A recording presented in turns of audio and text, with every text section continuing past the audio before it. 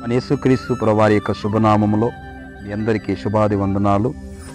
సమాజంలో నేటి దినములు చూసుకుంటే చాలామంది యవనస్తులు అనగా యూత్ ఎందుకు చనిపోతున్నారు?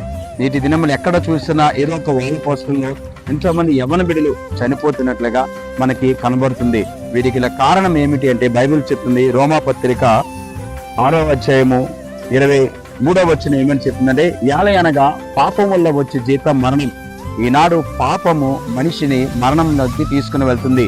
ఏమిటి ఈ పాపం అంటే అనేకమైన వ్యసనాలు, అనేకమైన ఈనాడు చూసుకుంటే అక్రమ జీవితాలు. మనిషిలో సమాధానం లేదు. అది ఎక్కడో ఒక వ్యసనము ద్వారా, ఏదో ఒక ఆడపిల్ల ద్వారా, లేకపోతే ఒక వైన్ ద్వారా, లేకపోతే అక్రమ సంబంధం ద్వారా ప్రవేశిస్తుంది. అయితే దీనికి విముక్తి ఉందా అంటే ఉంది. అందుకే యేసుక్రీస్తు ప్రభువారు అంటున్నారు, ఇదిగో రోమా పత్రికలో చెప్తున్న మాట అంటే, అయితే దేవుని కృపావరం మన ప్రభువైన యేసుక్రీస్తునందు నిత్య జీవం